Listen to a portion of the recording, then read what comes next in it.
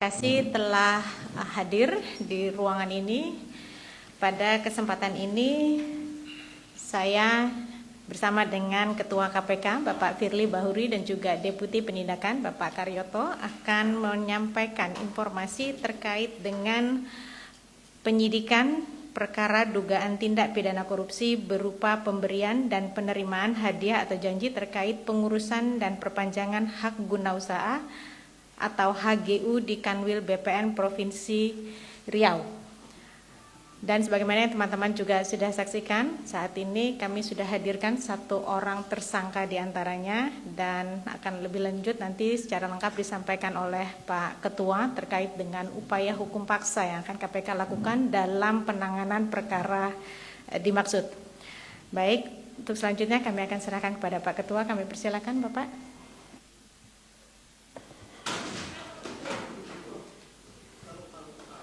Yang masih di luar mungkin silakan masuk. Ya, baru kita mulai lagi. Baik, sudah semua ya? Assalamualaikum warahmatullahi wabarakatuh. Selamat malam, salam sejahtera untuk kita semua. Om Swastiastu, Salam, Namo Buddhaya, Salam Kebajikan. Rekan-rekan jurnalis, wartawan, media, cetak maupun elektronik yang saya hormati, dan segenap anak bangsa dimanapun berada yang saya cintai.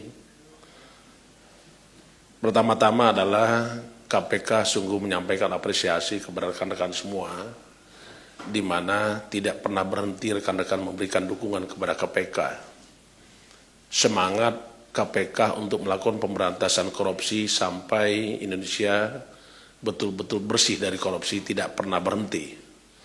Dan sore hari ini kami akan sampaikan pengumuman dan sekaligus juga penyampaian informasi terkini terkait dengan penanganan dugaan perkara tindak pidana di dalam rangka penerimaan hadiah atau janji terkait pengurusan dan perpanjangan hak guna usaha di Kanwil BPN Provinsi Riau. Adapun selengkapnya kami sampaikan sebagai berikut. Hari ini KPK telah menyampaikan informasi kepada rekan-rekan semua dan lengkapnya kita melakukan penyidikan perkara dugaan tindak pidana korupsi berupa pemberian hadiah atau janji terkait pengurusan dan perpanjangan hak guna usaha di Kanwil BPN Provinsi Riau. Sebagaimana yang pernah kami sampaikan bahwa beberapa waktu lalu, kurang lebih Oktober 2021, KPK memang telah melakukan tangkap tangan terhadap salah satu kepala daerah di Provinsi Riau. Dan tentu kita sama-sama mengikuti perkembangannya. Dan sore hari ini kami sampaikan lengkap bahwa berdasarkan bukti-bukti yang cukup dan perkembangan di persidangan di dalam perkara terdakwa saudara AP Dam Kurung Bupati Kuantan Senggigi yang kemudian ditemukan bukti permulaan yang cukup dan penyidik KPK mengembangkan perkara ini ke tingkat penyidikan. Dan tentu di dalam upaya penyidikan tersebut kita sudah mendapatkan bukti yang cukup sehingga patut kita duga beberapa tersangka di dalam perkara tersebut. Antara lain, 1 saudara MS, Kepala Kantor Wilayah BPN Provinsi Riau. Yang kedua FW, swasta pemegang saham PT AA. Yang ketiga SDR, General Manager PT AA. Untuk kepentingan penyidikan, maka penyidik melakukan penahanan terhadap saudara FW untuk 20 hari pertama, terhitung tanggal 27 Oktober 2022 sampai dengan 15 November 2022 di Rutan Polres Jakarta Selatan. KPK memerintahkan kepada saudara MS yang sudah lakukan pemanggilan tapi tidak datang untuk segera menyerahkan diri, dan juga kami akan lakukan upaya paksa apabila tidak datang untuk kedua kalinya. Dan kami berharap meminta kepada seluruh masyarakat yang mengetahui saudara MS supaya memberitahukan kepada kita supaya segera mempertanggungjawabkan dan mengikuti proses sebagaimana ketentuan hukum yang berlaku. Sedangkan saudara SDR sendiri, kita tahu bahwa saudara SDR memang kita tidak lakukan penahanan hari ini karena status yang bersangkutan sedang menjalani hukuman pidana di Lapas Sukamiskin, Bandung. Adapun konstruksi perkara yang terjadi sebagai berikut. FW sebagai pemegang saham PT AA memerintahkan menugaskan SDR untuk melakukan pengurusan dan perpanjangan sertifikat hak guna usaha PT AA yang segera akan berakhir pada masa berlakunya di tahun 2024. Dari awal proses pengurusan HGU tersebut, SDR selalu diminta untuk aktif menyampaikan setiap perkembangannya kepada saudara FW. Selanjutnya SDR menghubungi dan melakukan beberapa pertemuan dengan saudara MS yang menjabat selaku Kepala Kantor Wilayah BPN Provinsi Riau yang membahas antara lain terkait perpanjangan HGU PT AA. Pada sekitar bulan Agustus 2021, SDR menyiapkan seluruh dokumen administrasi untuk pengurusan HGU PT AA dengan luas lahan 3.300 hektar di Kabupaten Kuantan Singgigi, yang salah satunya ditujukan juga ke Kanwil BPN Provinsi Riau. SDR kemudian menemui MS di rumah dinas jabatannya dan dalam pertemuan tersebut kemudian diduga ada permintaan uang oleh MS sekitar 3,5 miliar rupiah dalam bentuk dolar Singapura dengan pembagian 40% sampai dengan 60% sebagai uang muka, dan MS menjanjikan segera mempercepat proses pengurusan HGU PT AA. Dari pertemuan tersebut, SDR lalu melaporkan permintaan MS kepada FW, dan SDR kemudian mengajukan permintaan uang sebesar 120.000 Singapura dolar atau setara dengan 1,2 miliar kepada kas PT AA, dan hal tersebut disetujui oleh saudara FW. Sekitar September 2021 atas permintaan MS, penyerahan uang sebesar 120.000 Singapura dolar dari SDR dilakukan di rumah dinas MS. Dan MS juga mensyaratkan agar SDR tidak membawa alat komunikasi apapun. Setelah menerima uang tersebut, MS kemudian memimpin ekspos permohonan perpanjangan HGU PT AA dan menyatakan usulan perpanjangan dimaksud bisa ditindaklanjuti dengan adanya surat rekomendasi dari saudara AP selaku Bupati Kuantan Singgigi yang menyatakan tidak keberatan adanya kebun masyarakat dibangun di Kabupaten Kampar. Atas rekomendasi MS tersebut, FW kemudian memerintahkan dan kembali menugaskan SDR untuk mengajukan surat permohonan kepada saudara AP, Bupati Kabupaten Singgigi, meminta supaya kebun kemitraan PT AA di Kampar dapat disetujui menjadi kebun kemitraan.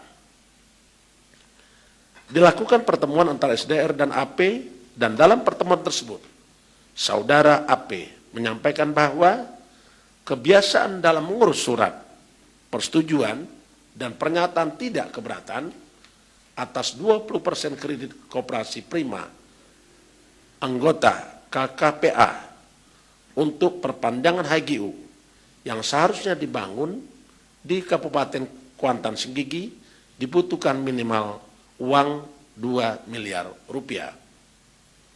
Diduga telah terjadi kesepakatan antara saudara AP dengan saudara SDR, dan hal ini juga atas pengetahuan saudara FW terkait adanya pemberian uang tersebut dengan jumlah tersebut. sebagai tanda kesepakatan sekitar bulan September 2021. Diduga telah dilakukan pemberian pertama oleh saudara SDR kepada AP senilai 500 juta rupiah. Berikutnya pada tanggal 18 Oktober 2001, saudara SDR diduga kembali menyerahkan kesanggupannya kepada saudara AP dengan menyerahkan uang sekitar 200 juta rupiah. Atas perbuatan para tersangka, maka terhadap tersangka saudara MW dan saudara SDR sebagai pemberi melanggar pasal 5 ayat 1 huruf A atau pasal 5 ayat 1 huruf B atau pasal 13 Undang-Undang Republik Indonesia nomor 31 tahun 99 tentang pemberantasan tindak pidana korupsi sebagaimana telah diubah dengan Undang-Undang Republik Indonesia nomor 20 tahun 2001 tentang perubahan atas Undang-Undang 31 tahun 1999 tentang pemberantasan tindak pidana korupsi yonto pasal 55 ayat 1 ke 1 KUHP. Sedangkan saudara MS sebagai penerima melanggar pasal 12 huruf A atau pasal 12 huruf B atau pasal 11 Undang-Undang Republik Indonesia nomor 31 tahun 99 tentang pemberantasan tindak pidana korupsi sebagaimana telah diubah dengan Undang-Undang Republik Indonesia nomor 20 tahun 2001 tentang perubahan atas Undang-Undang 31 tahun 1999 tentang pemberantasan tindak pidana korupsi. Demikian rekan-rekan sekalian yang saya hormati, apa yang ingin kami sampaikan terkait dengan dugaan tindak pidana korupsi, penerimaan hadiah atau janji terkait pengurusan dan perpanjangan hak guna usaha HGU di Kanwil BPN Provinsi Riau. KPK tidak pernah berhenti untuk menghimbau seluruh badan usaha, pelaku ekonomi untuk tidak memberikan hadiah atau janji kepada penyelenggara negara. Dan kami juga meminta kepada seluruh penyelenggara negara tidak memanfaatkan kewenangan atas izin yang diberikan. Karena sesungguhnya hal tersebut akan mencederai nilai-nilai integritas dan juga merugikan keuangan negara dan tentunya akan berakibat buruknya pelayanan prima, pelayanan publik kepada masyarakat. Saya kira itu ingin sampaikan. Terima kasih. Saya akhiri. Wassalamualaikum warahmatullahi wabarakatuh. Om Santi Santi. Om. Terima kasih Pak Ketua. Baik, sebelum saya buka sesi tanya jawab, mungkin ada yang ingin ditambahkan Pak Deputi? Cukup? Baik, kita buka untuk sesi tanya jawab. Saya persilakan untuk rekan-rekan yang hadir di ruangan ini terlebih dahulu. Dan kalau ada yang ingin menyampaikan pertanyaan atau tanggapan melalui akun-akun media sosial KPK, nanti kami juga akan fasilitasi. Silakan. Ya, pertama. Nama dan medianya. Chandra sama Mario. Sekali-sekali Chandra duluan lah. Ya, Bang. Yang ini cukup ya? Yang ini cukup clear kan? Belum, saya belum clear. Ada yang mau ditanya? Yang ini dulu. Ya. Yang itu Mario dulu. Ya. Terima kasih Pak Ketua, Mario dari Metro TV. Ya, saya mau menanyakan, ini kan ada semacam perubahan bahwa ada pengembangan wilayah waktu itu di daerah Kampar.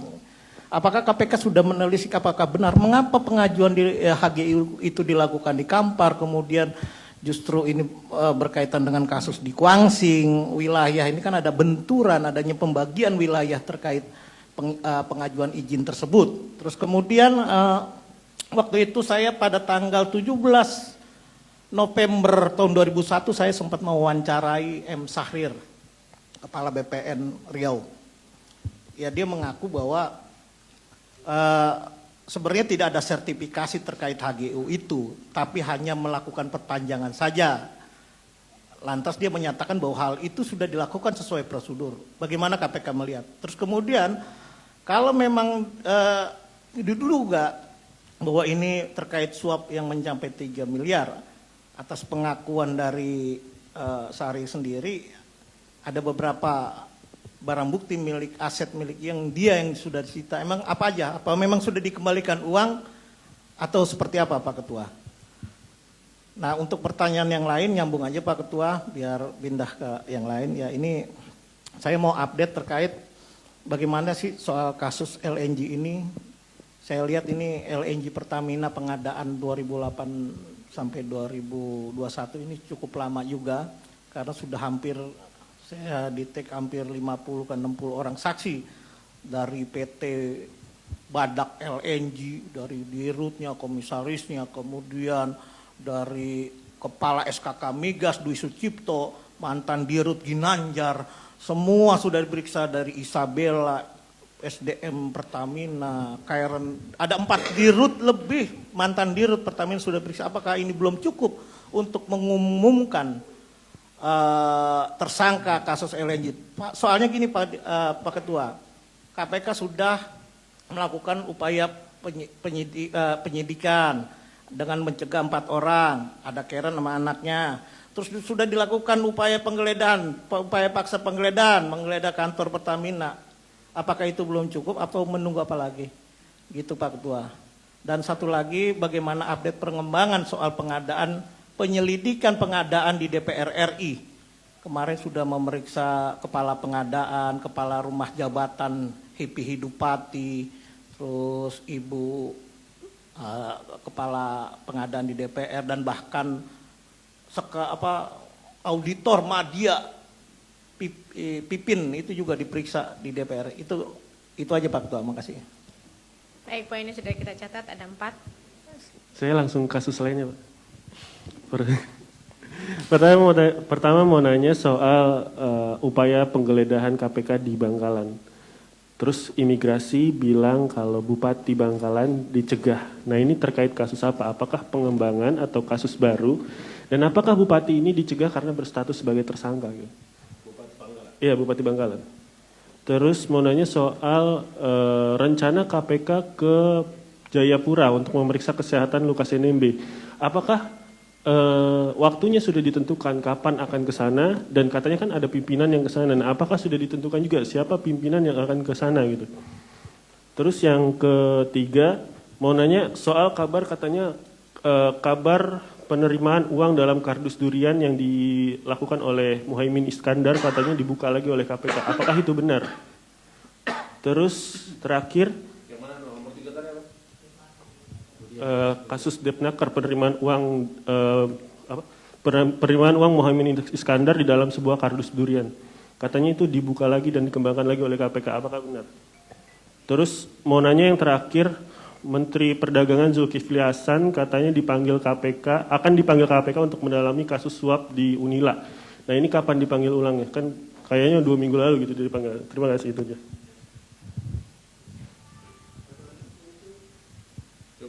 Ya, dua dulu ya. Terakhir Baik, karena ini sudah ada 8. Ada Pak Ketua izin. Ponco dari merahputih.com. Silakan.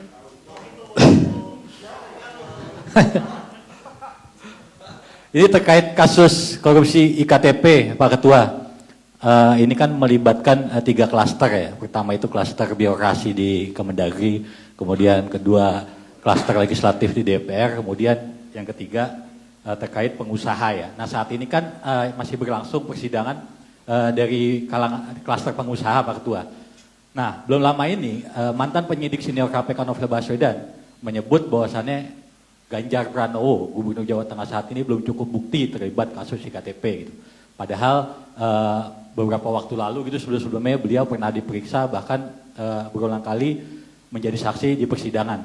Nah terkait itu ada komentar sendiri dari KPK terkait pernyataan Novel Baswedan tersebut? Terima kasih. Oke, satu saja. Baik. Satu sesi dulu ya, nanti kita buka lagi kalau masih ada lagi, karena ini pertanyaannya cukup banyak. Tadi ada 4 dari Bang Mario, ada 4 juga dari Bang Chandra, dan tambahan yang terakhir tadi 1 lagi. Jadi ada 9 pertanyaan ini Pak Ketua. Ya.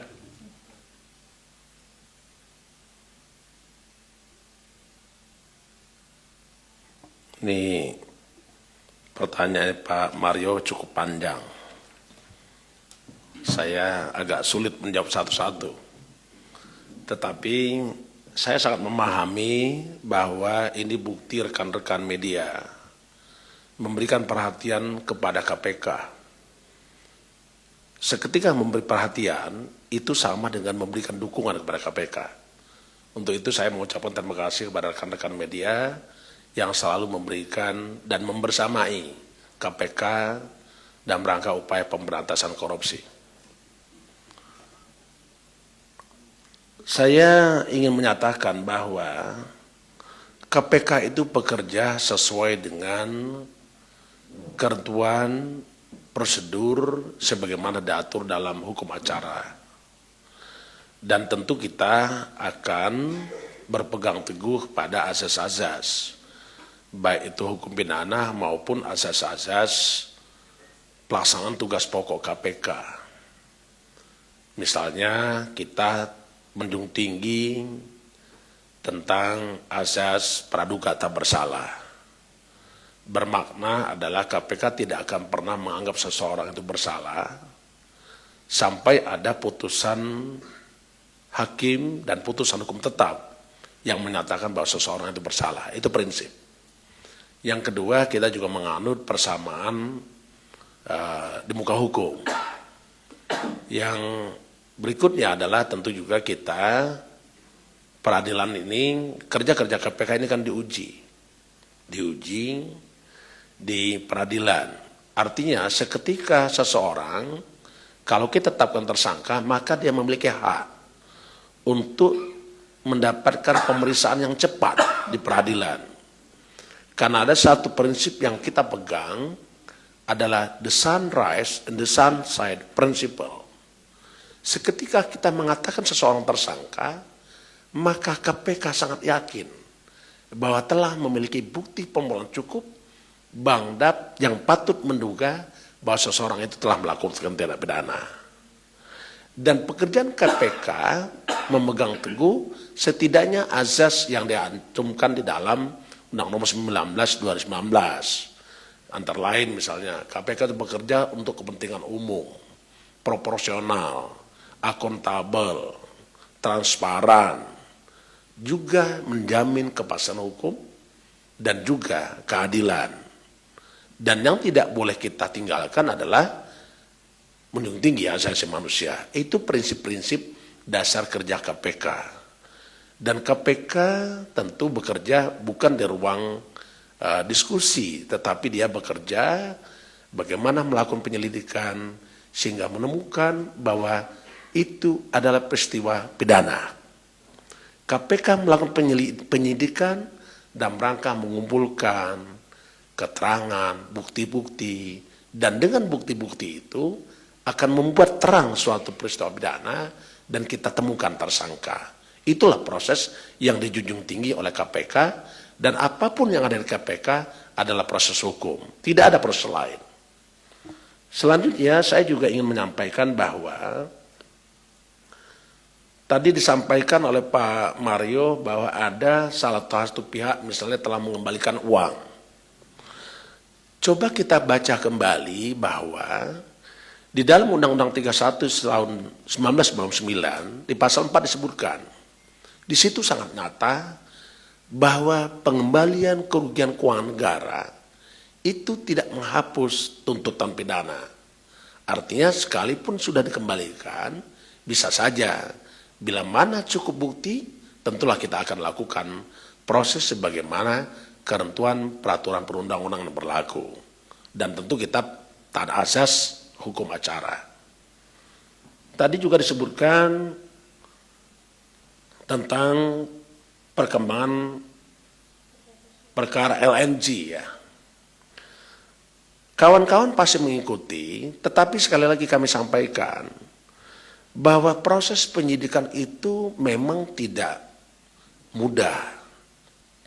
Menggunakan serangkaian tindakan penyidik. Sekali lagi saya katakan, kalau kita bicara tentang serangkaian tindakan penyidik berdasarkan undang-undang di dalam rangka mengumpulkan keterangan, bukti-bukti, dan dengan bukti itu membuat terang suatu perkara dan menemukan tersangka. Nah, tentu kalau unsur-unsur pidananya itu yang harus kita cari. Misalnya barang siapa yang melakukan perbuatan. Apakah perbuatan itu sengaja dilakukan? Dan perbuatan tersebut adalah merupakan sifat melawan hukum. Apakah perbuatan tersebut menguntungkan dirinya sendiri, menguntungkan orang lain, atau menguntungkan korporasi yang dapat menimbulkan kerugian keuangan negara, ataupun perekonomian negara. Nah, dari rumusan itu tentu yang bisa menemukan, menghitung kerugian negara bukan KPK, tetapi ada pihak-pihak instansi lembaga lain yang melakukan perhitungan negara. Ini yang sedang kita lakukan terus komunikasi dengan para pihak yang menentukan itu. Walaupun KPK ada yang kita kenal dengan audit forensik. Jadi itu saya kira pada saatnya nanti kita akan sampaikan kepada rekan-rekan media bagaimana perkembangan LNG ini. Saya kira gitu ya Pak Mario ya. Ya, bersabar sajalah. Ya, nanti pada saatnya diberitahu oleh Pak Karyoto. Selanjutnya tadi ada juga disebut tentang penanganan perkara pengadaan barang jasa di suatu lembaga. Kami tidak ingin menyampaikan secara lengkap hari ini karena ini sedang berproses. Kalau kawan-kawan mengikuti silakan ikuti, tetapi KPK tetap bekerja secara proporsional dengan asas-asas tugas pokok KPK. Pada saatnya nanti kami akan kasih tahu. Yang berikutnya tadi, nah ini, saya sengaja sore hari ini hadir dengan rekan-rekan. Pertama ada rasa kerinduan dengan rekan-rekan media. Saya tahu kawan-kawan pasti ingin banyak yang ditanyakan. 14 Oktober yang lalu kalau nggak salah sudah disampaikan oleh Wakil Ketua KPK Bapak Alexander Marwata terkait apa yang dilakukan oleh KPK menjelang penanganan atau penyelesaian serta penuntasan perkara dugaan tindak korupsi yang dilakukan oleh saudara LE. Dan itu masih seperti itu kita akan lakukan. Tapi pada prinsipnya penegakan hukum tetap kita jalankan, tetapi juga memperhatikan hak asasi manusia.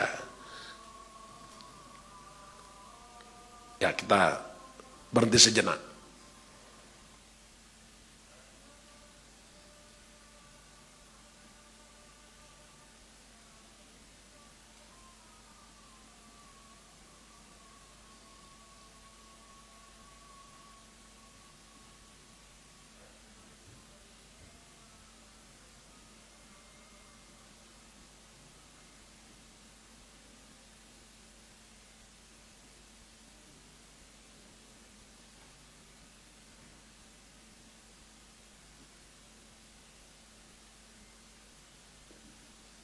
Saya lanjutkan.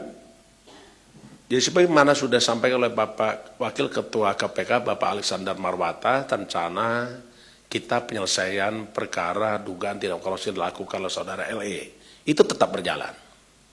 Dan KPK memang sudah merencanakan, sudah berkoordinasi dengan rekan-rekan dari ID. Kenapa ini menjadi penting? Karena amanat pasal 112 dan pasal 113 hukum acara pidana disebutkan seketika seseorang dipanggil dan tidak datang dengan alasan patut dan wajar, maka tentu kita lakukan upaya-upaya, misalnya dia sakit, maka tentu tugas utama kita adalah kita mempercepat kesehatannya supaya lebih pulih. Karena itu KPK mengajak dari dokter dalam himpunan Ikatan Dokter Indonesia, kita ajak satu memastikan bahwa beliau ini sehat atau tidak sehat untuk mengikuti pemeriksaan. Itu yang pertama. Tapi jauh dari itu lebih penting adalah bagaimana kita bisa memulihkan kesehatan beliau. Karena beliau adalah gubernur, beliau juga sudah memberikan bakti kepada negara ini. Tapi yang pasti kita ingin mengedepankan dan memenuhi hak-hak seorang tersangka. Setelah itu juga KPK juga tetap menuntaskan perkara ini. Sehingga nanti tim KPK, penyidik, tim dokter dari ID akan berangkat ke Papua. Untuk waktu tentu nanti akan kami sampaikan pada saatnya, tidak untuk saat ini. Dan kami terus berkomunikasi dengan pemangku kepentingan yang ada di Papua. Dan saya juga terima kasih kepada pengacaranya saudara LE yang telah memberikan rilis bahwa saudara LE menerima kehadiran KPK, menerima kehadiran dokter ID untuk mengikuti pemeriksaan demi kepentingan penegakan hukum dan juga pemeriksaan dan rangka pemulihan kesehatan yang bersangkutan. Nih, sementara yang lain terkait dengan perkembangan perkara Unila, tentu setiap informasi akan kita tindak lanjuti, karena pada prinsipnya apa yang dilakukan KPK dalam rangka untuk menyelesaikan dugaan perkara, apakah itu memeriksa saksi, apakah mungkin masih ada kepentingan keterangan lain yang dibutuhkan oleh penyidik. Begitu juga dengan isu terkini yang tadi disampaikan ada terkait dengan perkara lama tahun 2014 kalau nggak salah itu, yang disebut dengan kardus durian gitu ya. Nah, ini juga menjadi perhatian kita bersama. Ya, tolong kawal KPK, ikuti perkembangannya, dan KPK pastikan setiap perkara pasti disampaikan kepada rekan-rekan semua. Yang berikutnya, ya, satu lagi, sekali lagi saya ingin katakan, KPK tidak akan pernah mentersangkakan seseorang, kecuali seseorang tersebut karena perbuatannya dan atau keadaannya berdasarkan bukti permulaan cukup patut juga sepelaku tindak pidana. Tugas KPK, penyidik, mengumpulkan keterangan, mencari bukti-bukti, membuat terang suatu perkara pidana, baru kita temukan tersangka. Di saatlah itu kita umumkan kepada rekan-rekan semua. Saya kira itu ya, cukup ya. Terima kasih. Baik, izin Pak, kita buka satu sesi lagi. Ya, satu pertanyaan terakhir belum. Saya kira yang Bangkalan juga sama ya. Ini masih berproses. Tunggu saatnya KPK akan sampaikan siapa saja menjadi tersangka. Tunggu saatnya. Oke? Cukup ya? Sebentar. Yang mana? Oh, yang Tadi itu sudah itu.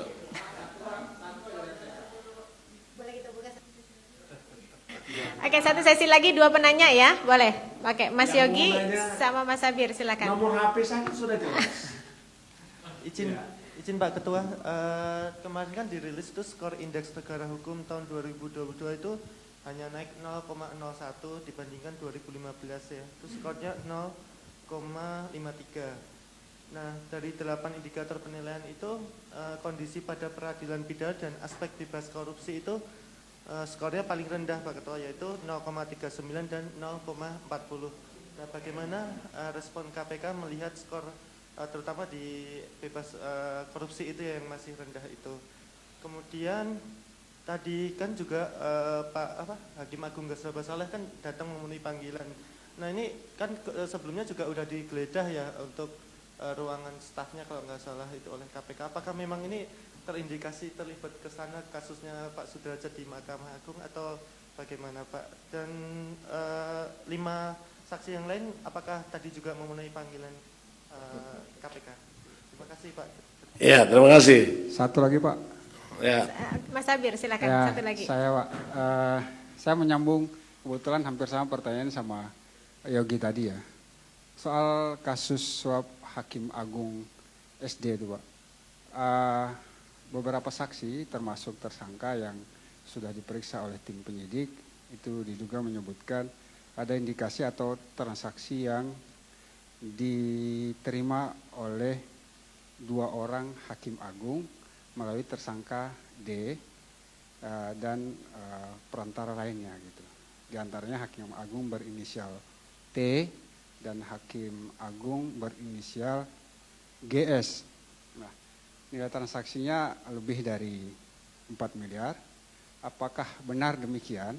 KPK menemukan ada keterangan atau petunjuk atau misalnya alat bukti lain yang sesuai pasal 184 KUHP itu.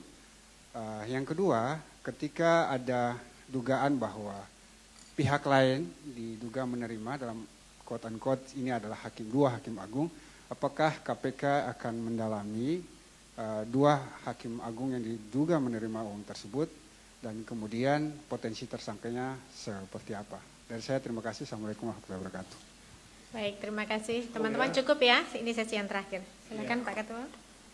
Satu hal yang ingin saya ulangi lagi adalah KPK masih terus bekerja terkait dengan dugaan tindak korupsi yang pernah dan sudah kita lakukan tantangan di dalam pengurusan perkara di Mahkamah Agung. Sebagaimana yang pernah saya sampaikan waktu yang lalu bahwa kita masih terus bekerja di dalam melakukan pemeriksaan terhadap para pihak yang kita duga mengetahui, mendengar, mengalami, atau melihat sendiri terkait dengan dugaan perkara korupsi dalam perkara pengurusan perkara DMA. Itu tidak berhenti Pak Sabir. Ya, termasuk dari terkan juga bertanya. Nah, pada prinsipnya kami ingin tegaskan kembali bahwa kerja-kerja KPK itu sejatinya senyap. Dia bekerja bukan untuk didiskusikan di publik, bukan. Jadi bukan untuk didiskusikan di ruang publik, tetapi kerjanya mencari keterangan, bukti, sehingga kita yakin bahwa betul ada suatu peristiwa pidana dan membuat terang suatu peristiwa pidana. Pada akhirnya kita menemukan tersangka itu. Pedomannya ada di dalam pasal 183 KUHP. Di situ disebutkan bahwa hakim tidak dapat memutus suatu perkara kecuali berdasarkan keyakinannya dengan sekurang-kurangnya 2 alat bukti. Itulah pijakan KPK bekerja. Kalau kita lihat apa saja alat bukti, tentu ada di pasal 184 hukum acara pidana. Apakah itu keterangan saksi, apakah itu surat, apakah itu keterangan ahli, apakah itu petunjuk, dan keterangan terdakwa. Tentu ini yang akan kita cari, kumpulkan, sehingga sempurna bahwa betul ada atau tidaknya suatu peristiwa pidana tindak pidana korupsi itu. Jadi tolong bersabar, kita masih bekerja. Saya tidak ingin menyebut Hakim Agung siapa, apakah masih ada atau tidak. Pada saatnya kami akan sampaikan. Ya, janji ini. Ikuti terus. Terima kasih. Baik, terima kasih Pak Ketua. Rekan-rekan, saya kira demikian. Oh, satu lagi betul, yang dari Kompas terkait dengan skor indeks negara hukum. Tadi indeks negara hukum begitu ya, yang menunjukkan bahwa skor terkait dengan angka tentang anti korupsi yang masih rendah begitu ya. Tanggapan KPK? Ya, jadi begini, beberapa waktu yang lalu kalau tidak salah saya pernah respon. Setiap survei itu kita baca, kita pelajari, dan kita diskusikan. Tetapi satu hal juga yang perlu rekan-rekan ingat, boleh saja setiap survei itu kita baca dan kita maknai. Tapi yang pasti, kalau kita ingin lihat, apakah perilaku korupsi Indonesia ini masif atau berhenti? Ukuran satu, ada yang kita kenal dengan indeks perilaku anti korupsi, itulah yang kita pegang. Dengan skala 0 sampai dengan 5. IPAK tahun 2019 dengan target 4 itu tercapai 3,74. Tahun 2020 dengan target 4 juga naik menjadi 3,83. 2021 menjadi 3,88. Dan tahun 2022 ini 3,93. Saya kira itu cukup memberikan ukuran bagi kita bagaimana pemahaman rakyat kita terhadap korupsi dan bagaimana juga perilakunya melakukan anti korupsi itu. Karena skornya 0 sampai dengan 5. Jadi saya kira kita terus akan bekerja keras supaya bisa menanamkan, bisa membangun yang kita kenal, tujuan kita adalah budaya dan peradaban anti korupsi. Saya kira itu. Tapi apapun hasil surveinya tetap kita hormati, kita pelajari, dan itulah kita lakukan perbaikan untuk pemberantasan korupsi itu sendiri. Terima kasih. Terima kasih Pak Ketua. Baik rekan-rekan jurnalis yang kami hormati, demikian konferensi pers kita malam hari ini. Tentu kami akan terus melakukan pengkinian informasi untuk rekan-rekan khususnya terkait dengan penanganan perkara yang hari ini kita umumkan atau kita sampaikan kepada teman-teman. Sekali lagi terima kasih untuk partisipasi dan peran serta teman-teman. Wassalamualaikum warahmatullahi wabarakatuh.